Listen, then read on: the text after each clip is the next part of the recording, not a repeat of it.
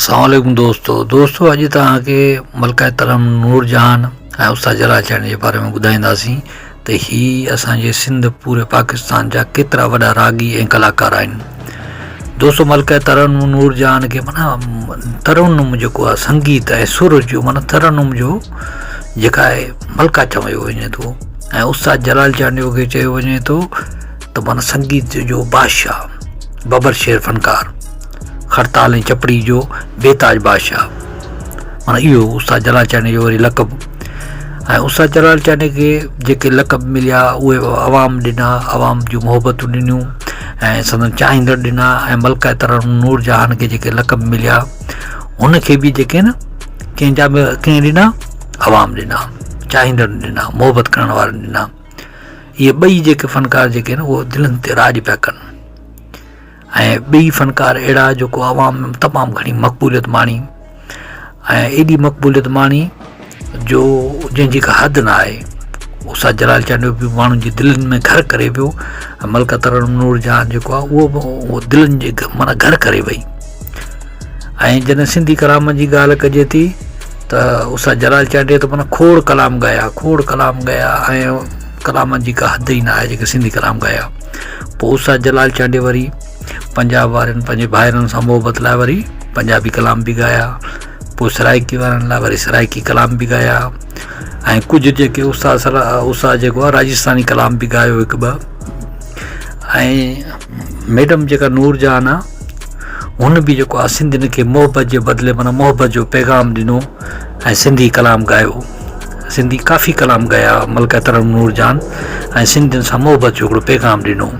कलंदर लाल शहबाज़ लाइ बि कलाम ॻायईं माना हुनजे लाइ। ऐं हिकु साॻी कलंदर लाल शहबाज़ जेको दरवेश असांजो आहे, अल्लाह जो बुज़ुर्ग आहे, वलीउल्लाह आहे, हुनजे लाइ जलाल चांडी बि कलाम ॻाया। ईअं माना हिन जी मोहबत वधंदी वई, तमामु चाहत वधंदी वई।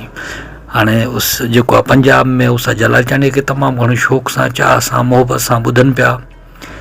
ऐं वरी सिंध में जेको आहे मलका तरम नूरजहान खे बि ओड़े साॻी चाह सां, मोहबत सां, शौक़ सां ॿुधनि पिया। ऐं फिल्मुनि में बि काफ़ी जेके सिंधी बि माना हिकु ॿ फिल्मूं जेके थियूं उन्हनि में बि मलका तरम नूरजहान जेके सिंधी में माना कलाम ॻाया। ऐं सिंधियुनि में त हिते त मशहूरु हुई, को वक़्तु हो त माना मलका तरम नूरजहान जी कैसेट हूंदी त माना हर जाइ पे वॼंदी हुई। बस हुजे, ट्रक हुजे, ट्रैक्टर ट्राली हुजे, कैबिन हुजे, माना हर जॻह ते होटलनि ते माना इहो वॼंदी पई हूंदी। ऐं तमामु घणो माण्हू हुनखे माना रक्स अॼु बि मेलनि में आखड़नि में मलका तरम नूरजहान जा जेके न कलाम हलंदा आहिनि, पोइ धमालूं लॻंदियूं आहिनि उन कलामनि ते। माना एतिरा कलाम मशहूरु आहिनि ऐं उस्ताद जलाल चांडी जा कलाम बि माना हर जाइ ते हलनि था, हर जाइ ते आवाम में मक़बूलियत माणनि था।